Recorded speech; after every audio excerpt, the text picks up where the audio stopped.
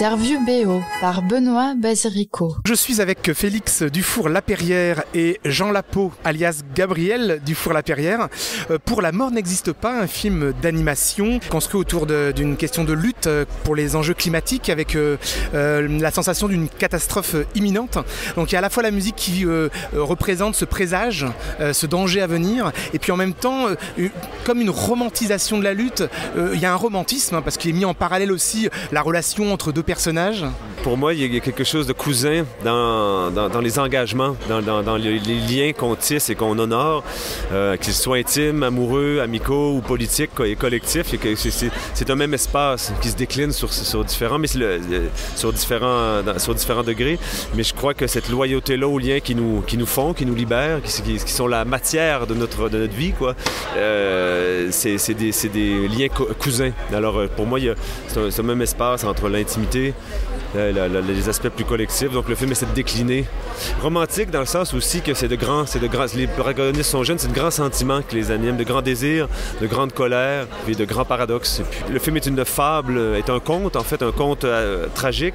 Et dans le caractère maximal du conte, on peut aussi deviner sous différentes intensités, d'autres questionnements qui sont cousins. La question de l'engagement, la question de l'honnêteté à soi, l'honnêteté par rapport aux autres.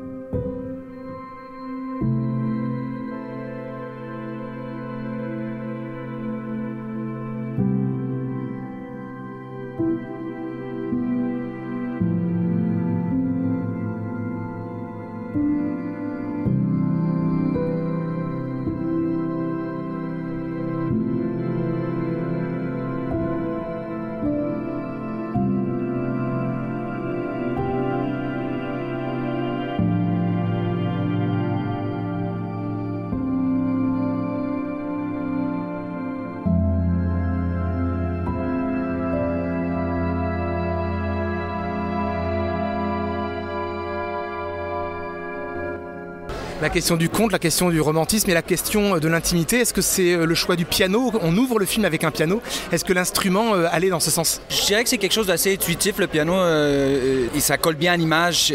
Parfois, il était trop utilisé. Habituellement, c'est un instrument que j'essaie d'éviter, mais ça a une économie de moyens, je dirais, puis une intimité qui est possible. Donc, je dirais que c'est mon principal choix pour ça. Il y avait pour reprendre un peu notre questionnement sur la densité, au faste de la Verrière, de la Riche Demeure, de ces pièces plus orchestrales qui se déploient puis qui sont aptes à la puissance. Il y avait aussi l'intimité du piano, mais qui demeure quelque chose de percussif. Donc c'est quand même il y a quelque chose de tranchant, de saisissant, malgré son intimité, sa délicatesse.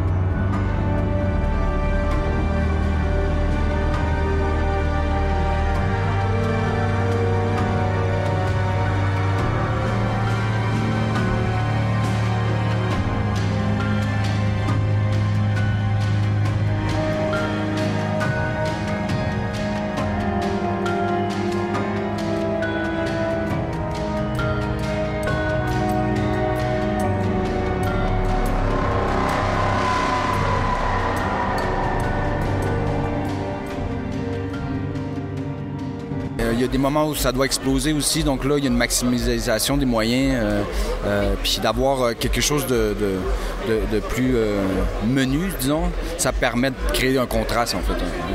Parce qu'il y a deux dimensions dans la musique, il y a à la fois une dimension narrative pour accompagner le récit du film, puis aussi une dimension plus climatique, texturale. Les deux se sont travaillés au même moment, en même temps? Je dirais ça s'est peaufiné avec le temps. Les moments plus climatiques ont été assez tôt établis, développés. Il y a quelque chose aussi de trouver quelques thématiques. Donc, quelques motifs associés à des personnages, ça a permis de structurer, disons, aussi la forme. On a eu assez tôt, Gabriel et moi, une idée des dynamiques, des intensités, des densités qui allaient varier dans le film. Ensuite, on a précisé ces modulations-là pour justement accompagner le résultat de la fabrication. Donc, le montage, c'est une chose, mais une fois que le plan mis en scène est coloré et fini, qu'on ne le changera plus dans sa matière, dans son rythme, la musique peut venir ou bien en action ou en réaction, compléter ou assouplir des gestes ou des décisions qui ont été prises auparavant. Ce qui est assez intéressant, c'est que Gabriel a amené quelque chose qui n'est pas étranger à notre point de départ, mais l'a amené ailleurs. Je pense que les questions d'énergie, de densité sont celles que nous avions au départ, mais les textures, l'orchestration, une certaine finesse du placement et une certaine finesse justement structurelle et formelle est venue de son travail et puis de ses intuitions. C'est surtout la nécessité de souligner les éléments scénaristiques en dessous du dialogue. Puis pour ça, c'est un travail vraiment de subtilité. Il ne faut pas que la musique prenne trop de place, mais elle doit participer à la compréhension et à l'émotion surtout, là.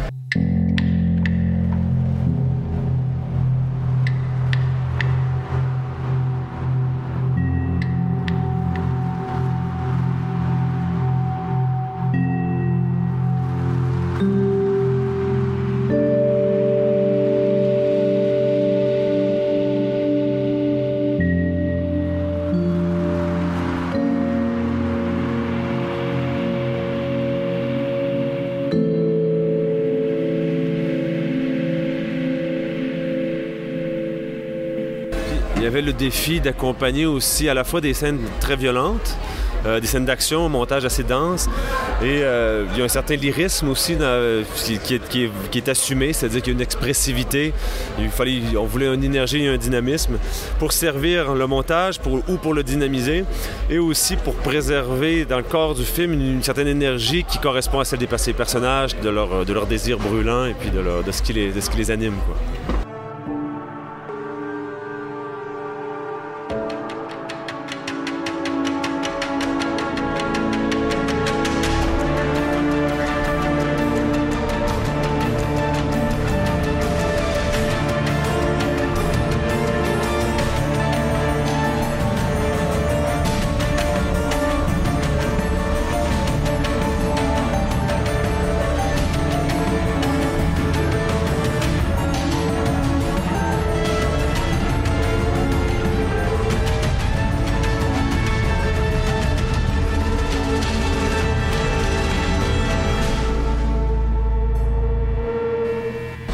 Le lien entre musique et son est très ténu. Oui, tout à fait. En fait, je dois souligner le travail des deux concepteurs son, Samuel et Olivier, et particulièrement aussi de Hans Matt qui a fait le mix. Ça a été vraiment un travail de concert. Donc, je dirais, les derniers mois, on a réussi quand même à mettre ensemble la musique et la conception sonore. Moi, ça m'a permis d'ajuster et ensuite de marier aussi, donc de laisser de la place à la conception sonore ou de venir ajouter des choses à la musique qui ne venaient pas jouer contre.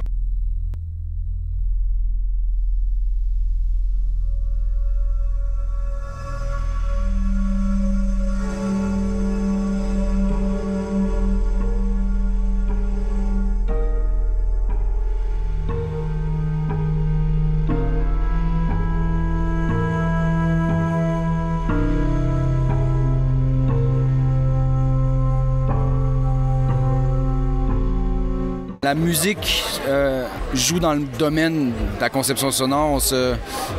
Parfois, c'est des plages sonores qui viennent juste habiter, mais ce que la conception proposée venait aussi rejoindre ça. Puis à quelques reprises, on avait les mêmes idées sur certains plans. Donc moi, j'ai juste orchestré de la conception sonore par moment. C'était assez agréable pour ça.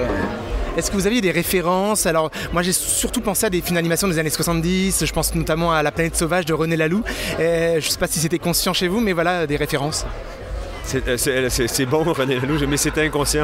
J'avais vos pensées, donc je ne peux pas répondre parce qu'il va falloir que j'y réfléchisse, mais j'y étais pas conscient. On avait des pistes au départ. On avait pour nous, c'était comme le film est fait de contrastes et de contradictions et de paradoxes, on voulait faire se rencontrer. Notre première intuition, c'était Schubert rencontre la Cold Wave, quoi. Donc c'était La jeune fille et la mort rencontre Joy Division. C'était un petit peu notre principe de départ.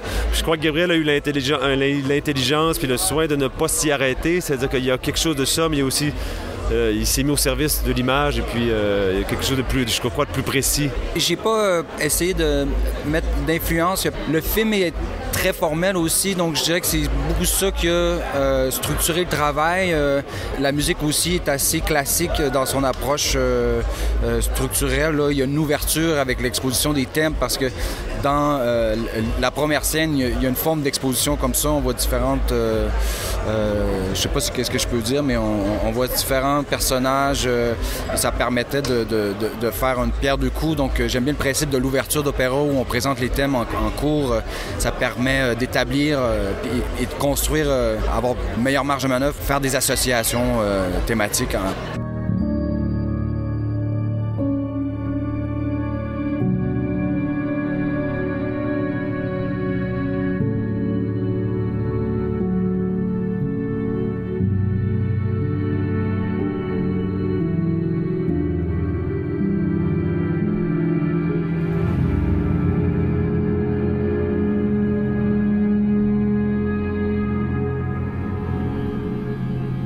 Sans forcément faire Pierre et le loup avec un thème par personnage. Non, du tout. Et c'est des très courts motifs. J'ai pas élaboré. C'est pas très mélodiste, je dirais. C'est plutôt textural, mais j'aime bien quand même l'idée d'asseoir puis de pouvoir partir avec ça pour le reste du film aussi. Puis le film est construit sur des principes de résonance et une mécanique qui est variable entre la parole et l'image, c'est-à-dire donc entre le son aussi et l'image. Des fois, on voit des choses qui seront nommées plus tard ou on nomme des choses qui seront aperçues plus tard. Il y a des réminiscences, puis il y a des jeux de miroirs, à la fois dans le récit, parce que c'est des alter-ego paradoxaux, puis à la fois à l'image, il y a des jeux de miroir et des répétitions. Et je pense que le travail musical va dans le même sens, dans un travail assez subtil de réminiscence, de répétition, de thèmes. Et il y a le lien entre le figuratif et l'abstraction, c'est-à-dire même dans l'animation, on ouvre le film où on a la matière de la peinture pour ensuite voir les formes se dessiner. Et j'ai l'impression que musicalement, on est aussi dans ce lien-là entre une matière et puis se dessine également une figure. Tout à fait, c'est très bien dit. Il y a quelque chose, il y a certains aspects carrément abstraits. Donc là, évidemment, on va aller davantage dans la plasticité, le timbre, ce genre d'exploration-là. Aussi une association au figuratisme, donc ça devient plus mélodique, par exemple, plus classique à ces moments-là aussi.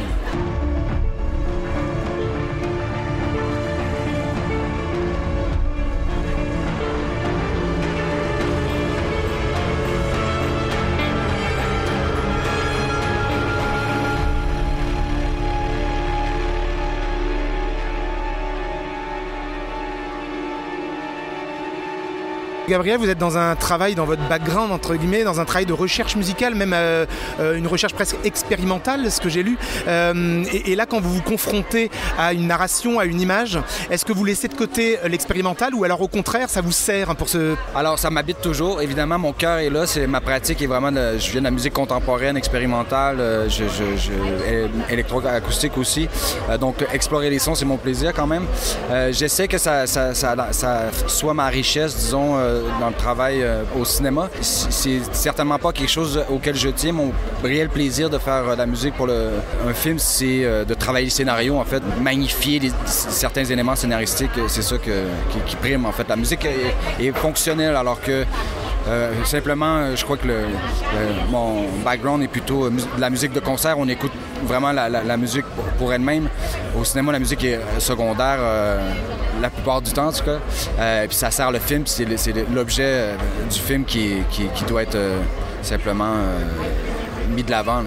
C'est pour ça que vous êtes devenu un compositeur de musique de film, dans la mesure où vous ne cherchez pas à faire votre propre musique pour le film, mais à vous mettre au service. Oui, de toute façon, ma musique se prêterait pas nécessairement bien à l'image.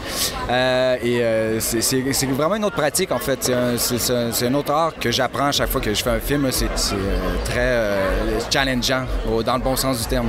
Et quelle est pour vous votre plus grande contrainte au cinéma? Je crois que la plus grande difficulté, c'est la question, encore une fois, du scénario, mais à travers le travail avec le réalisateur. C'est-à-dire que quand je crée de la musique de concert, l'intention est claire pour moi.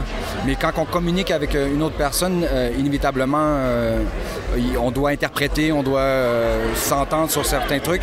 Et de viser juste, c'est ça le défi, en fait, parce que comme dans n'importe quelle conversation, on interprète, on croit comprendre, mais est-ce que ça passe le test? Je crois que c'est vraiment ça le défi. Est-ce que c'est ce que le réalisateur souhaite exactement?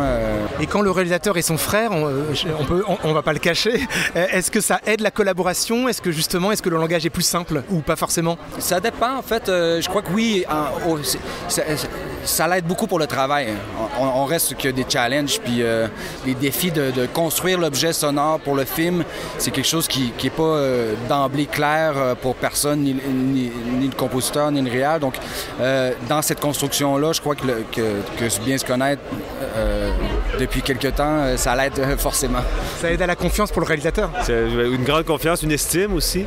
Et puis, mais je trouve que le défi pour moi qui n'est pas musicien, puis qui n'est donc pas du tout compositeur non plus, c'est de bien trouver, comme dirait Gabriel, de bien trouver l'espace où on exprime ce qu'on souhaite exprimer, on comprend ce qu'il y a à comprendre. Ça veut dire que c'est dans le langage, dans la communication, il faut que les canaux soient clairs, il faut que la table soit bien mise pour qu'on puisse se comprendre, qu'on puisse échanger, qu'on puisse aussi être disponible aux propositions et aux matières que les autres proposeront. Disponible pour les propositions. Et est-ce que, par exemple, il y a des choses que vous ne souhaitiez absolument pas? Est-ce que vous refusiez des choses? Mais, il y avait un parti pris clair, c'était je voulais pas spectaculariser la violence. Donc on a réfléchi tout de suite à la façon de coller à la mise en scène qui est un peu sèche pour ces séquences-ci, mais pas de l'en faire un spectacle, de pas le fluidifier outre mesure. Et à contrario, ce qu'on souhaitait vraiment qu'il y ait de l'énergie. Donc j'aurais pas voulu quelque chose de trop décoratif, je voulais que ça pompe un peu, qu'il y ait du dynamisme, qu'il y ait de l'énergie, puis qu'on impose quelque chose, une mécanique qui s'installe et qui s'emballera dans le film. Ensuite, le gros défi, je crois, c'est qu'on a dynamisé aussi des moments plus réflexifs. Le film est une ouverture assez dense, un moment plus réflexif, puis une conclusion assez dense également.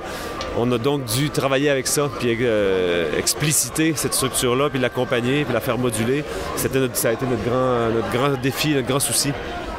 Je crois que ce qui était...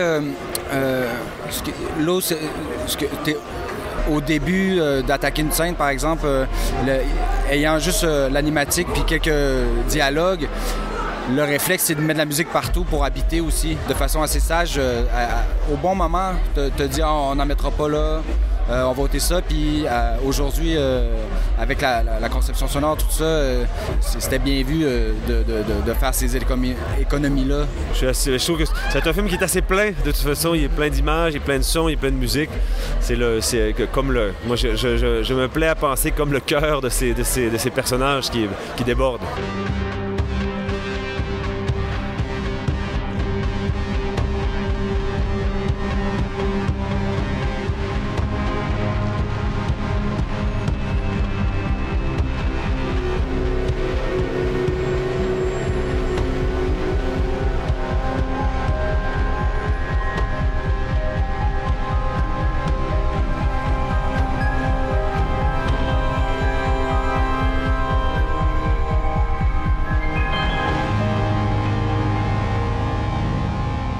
les compositeurs, c'est un luxe, l'animation, parce qu'on peut encore oser la musique, ce qu'on ose moins souvent dans les films en images réelles aujourd'hui.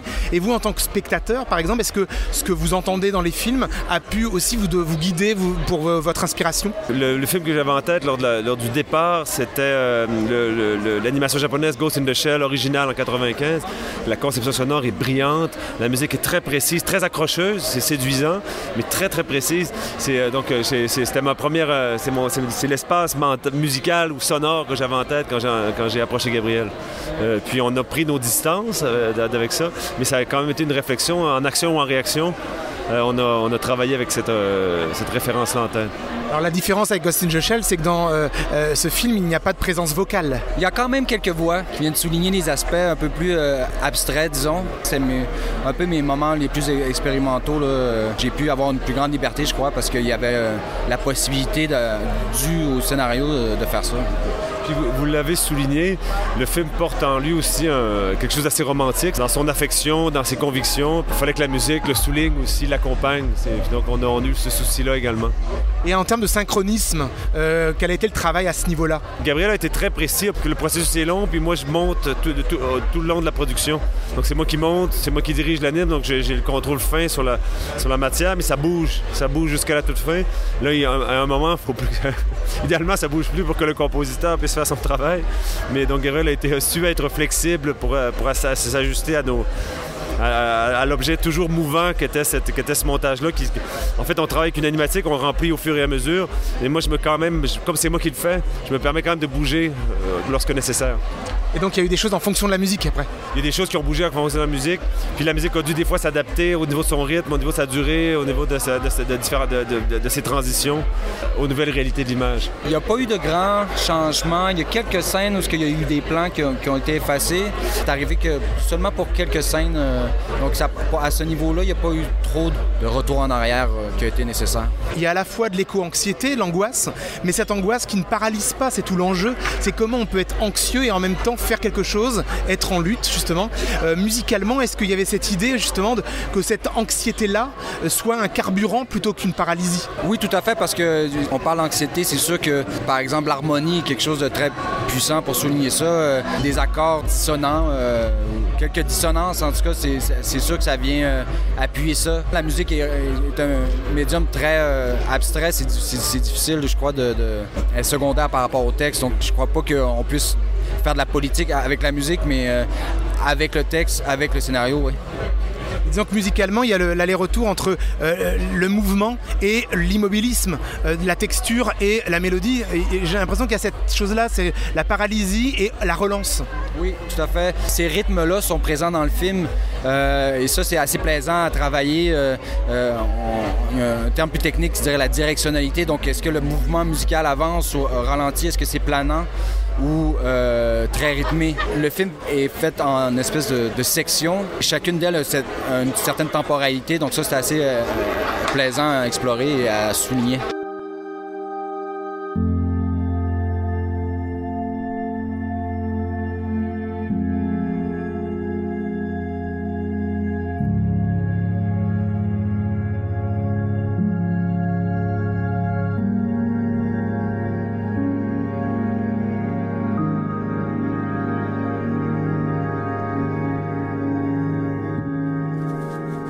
Puis après, il y a comment cette musique va soutenir quelque part le dilemme moral des personnages, leur psychologie, notamment ce personnage d'Hélène, personnage principal. Pour la première fois, on a nommé clairement certaines émotions qu'on voulait souligner. On s'est tâché de les souligner. Comme le disent les deux personnages, Hélène dit on a été naïve, puis maintenant la corrige, je dirais plutôt romantique. J'avais ça en tête aussi, le film porte ça, porte une colère de vingtenaire et puis aussi les angoisses existentielles et l'inquiétude d'un père de famille de 43 ans. Et la musique a souligné ces mouvements-là. Des fois, c'était subtil, des fois, c'est très franc. Il y a un piano qui vient soutenir une émotion, puis c'était souhaité, parce qu'on se disait, l'émotion, on l'assume, quoi. On la trouve belle, on l'assume, on la regarde en face.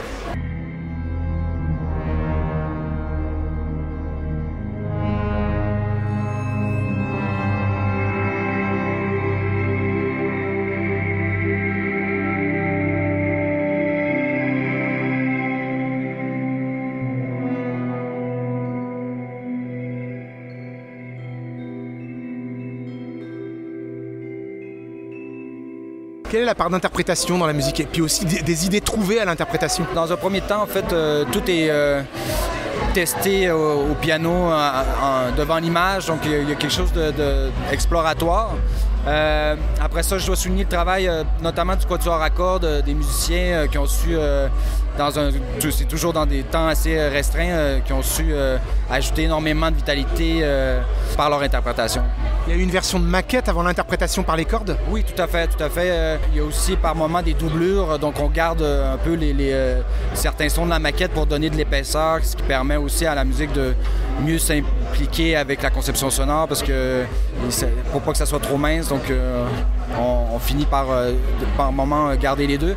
Le travail se fait par proposition de maquette à monter sur la vidéo, ce qui permet à Félix de voir le résultat. C'est très concret en fait. Gabriel est très habile, comme il y a une pratique comme électroacousticien aussi, il est très habile dans cette mécanique-là, les échantillonnages et tout ça, donc ça permet, il y a une base technique très solide qui permet ensuite de passer à la matière réelle, puis d'en faire le mélange, d'en faire la recette. Alors, merci beaucoup Félix Gabriel pour La mort n'existe pas.